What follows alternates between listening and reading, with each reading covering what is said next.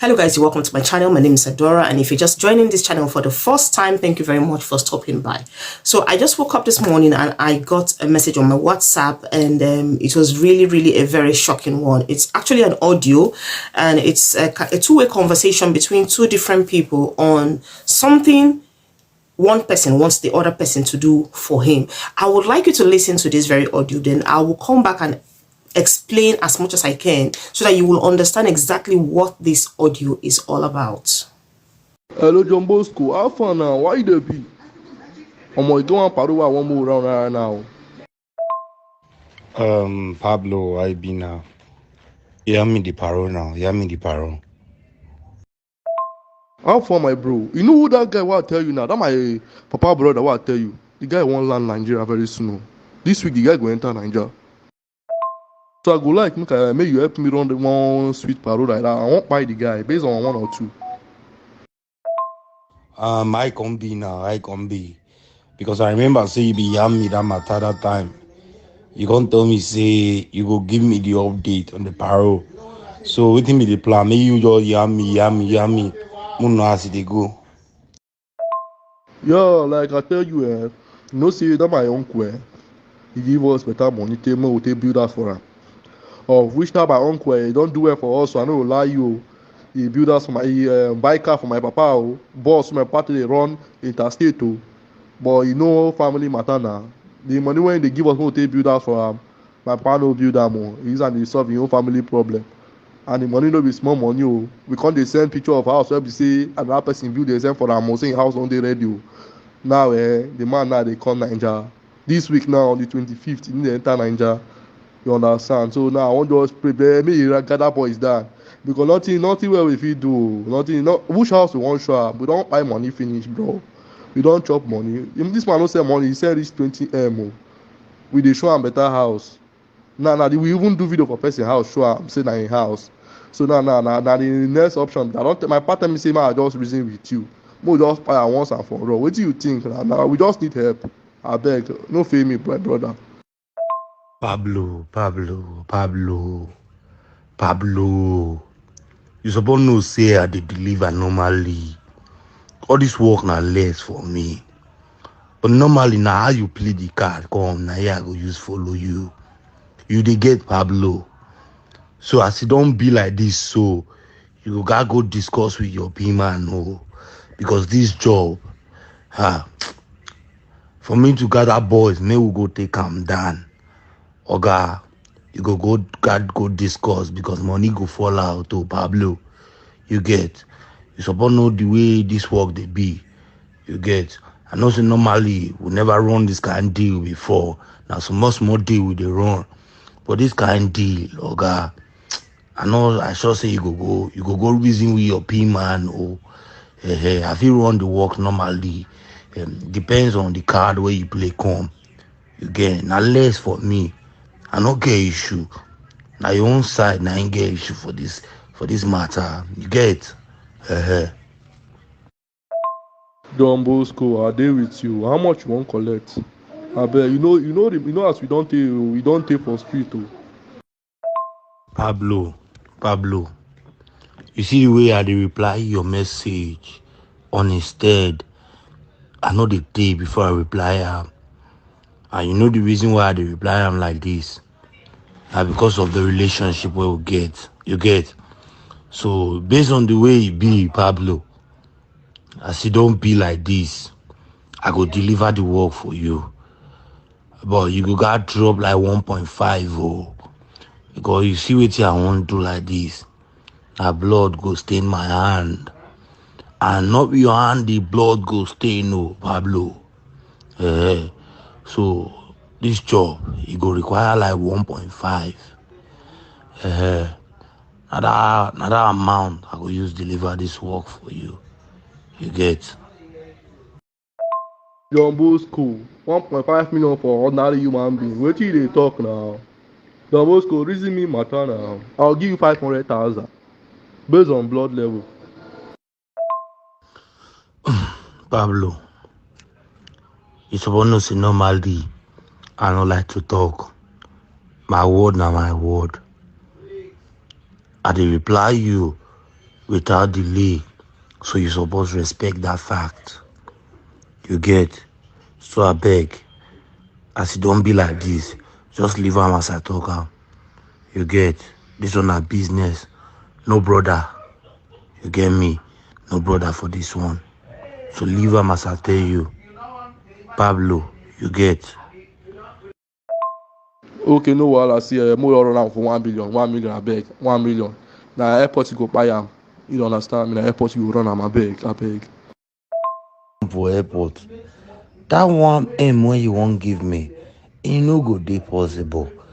Because first of all, can't go settle some people for airport. Shebi you dey get. So guy, we no go fit do that work for airport. You go gotta make rearrangement or Pablo. You get? Make the work easy for me and my boys. You dey understand? John Bosco. Okay, now see wetin we go run. You dey drive now. You go do cab man now. I will give am your info. Say now you be cab man. We go come pick am on the 25th. You understand? So once you kind of reach that kind of road there, you level am. You understand me? After I drop as I'm more run business now. I beg, as they hot. Oh yeah now, ma drop answer for you. Ma drop answer. But when in the coming, when the guy they come down, when? Now 25th of this month, what I dey tell you now? 25th of this month. Oh yeah now, I don't send you the account number. May you wire me. So before I go sleep, I go try make all the necessary arrangement. But you know, so normally I not go fit do arrangement without missing the alert. So yeah now, send me the money. Okay, now, honestly, I don't know how true this story is. I don't know if it's a true life story or if it's just a fiction. I really don't know. But all I know is that things like this do happen. All right, let me try and explain as much as I can. For the purpose of this video, I'm going to be giving them different names. One shall be Mr. A and the other will be Mr. B. So now, Mr. A wants Mr. B, which is his friend, to help him execute a deadly mission, to help him execute carry out a deadly transaction. Mr. A's uncle lives abroad. He lives somewhere outside Nigeria. Now, we don't know exactly where he lives, but we just know he lives outside of the country. And this guy who lives abroad has been sending money home, sending money back to Nigeria, sending money to his family to help him build a house. And the person, or rather the main person he's been sending money to, is his brother to help him build a house. And funny enough, they have not built anything. Rather, they have spent this money on their own personal expenditure. So right now, the son of the brother of this man who lives abroad, in conjunction with his own father, wants the abroad man executed. And that's what brought birth to this very audio which you have just listened to. Right. So now, this boy is actually on a voice message with his friend, who seems to be, very conversant with that kind of activity, because from the tone, it's like that's his field. That's the kind of thing he does, dirty jobs like that.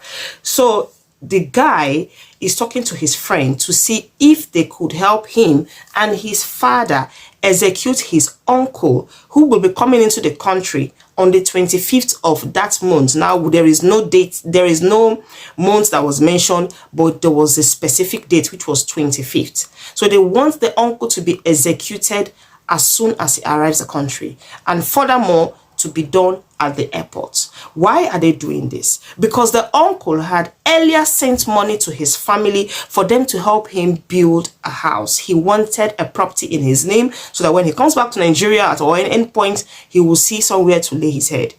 But unfortunately, the family did not build a house. Rather, they spent the money that was meant for the house, that was meant for the building or execution of his house, on their own personal greed. And now they can't account for any house which the man has asked them to build for him. And so because they can't account for any house, in order to avoid explanation and in order to, to be looked at like they have duped this very man who's coming from abroad, they felt the easiest way out is just to eliminate him.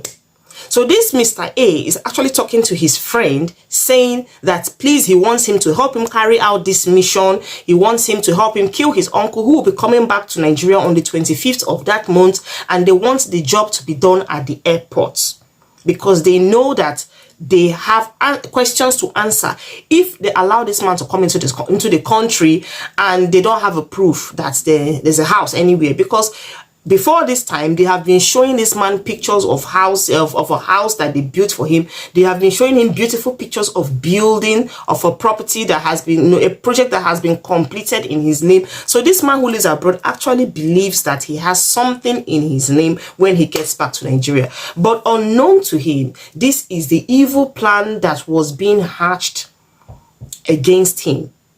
Now, we don't know if this man has already gone to Nigeria. We don't know if he's alive, if he made it alive. We don't know if this audio call must have leaked to him and he avoided going. We really don't know the outcome of that whole thing. But all we know is that there's an audio message which carries a very deadly mission. Now, this story, even though it's real or not, nobody knows yet. It's yet to be confirmed. But does this kind of thing happen in real life? Yes, it very much happens.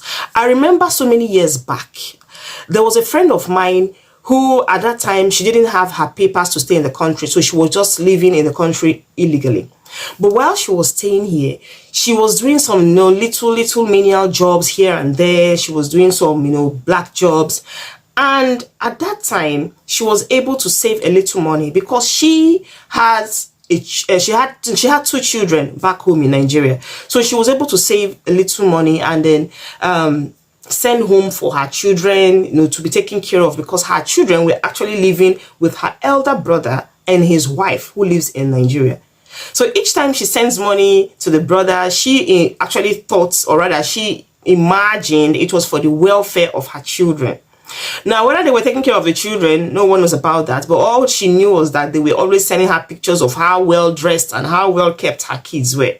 Okay, so she went ahead to say, okay, fine, let me see if I can buy a piece of land in Nigeria and build a small house so that whenever I come to Nigeria, my kids will be able to, move into the house with me while I spend some time with them and all that. But because she has stayed in the country for a long time without her papers, she was finding it very, very difficult to go back home. Now, at this point, she started sending money back home, sending money back home, sending money back home. And they kept telling her they were building for her. They actually bought a piece of land. They sent the documents to her. They sent some pictures to her. She saw some documents. So that gave her, the belief that, yeah, she had something on ground and that they were actually working for her. And then the next thing, they sent her a building that was already half constructed and that they needed some money to complete the building. And my friend actually sent some money back, and all after a while they sent a picture of a completed building. They just kept updating her of everything that was going on. So she actually thought, yeah, these guys are doing a good job for me. And then, because at that point she knew she didn't have papers and her family knew it was going to be very difficult for her to come back home. So yeah, anytime they wanted money from her, they would just tell her they needed some money to complete this part of the house, they needed some money to complete that part of the house, and she kept sending. And after a while, she discovered that this house I'm building is not as if it's a big house. It's just a small bungalow, just like a 3-bed bungalow. And she has spent so much money on this house. Like, at that time, she started calculating it, and she discovered that the amount of money she actually spent to build this small 3-bed bungalow is enough to actually build a story building, like a duplex. Anyway, she kept quiet because they were actually helping her. She couldn't do it from here, so she had no choice. And then after some months, some years rather, God did it for her and she was granted. She was given her papers. And then she felt she should surprise her family back home. She didn't want to tell them she was coming. She wanted to pay them a surprise visit. So she did a lot of shopping here, bought a lot of things for them, just to show appreciation. Thank you very much for helping me with my children back home and all of that. Of course, when you're going to Nigeria, it's normal for you to buy a gift or two for family. So she did all of that and she went back home. On getting to Nigeria, she stayed in a hotel for a day. The next day, she called her family and told them she was in Nigeria. They didn't believe it. She asked them for the address. She wanted to come and see her children. The brother whom the children were staying with kept playing her around, kept dribbling her. He didn't want to send the address. He will say, oh, I'll call you back later. After 5 minutes, she will call back. The man will be like, oh, I'm busy, I'll call you back later. Then she will wait for a while. The man would not call. She will call back again. The man will switch off his phone. It just kept going on and off like that.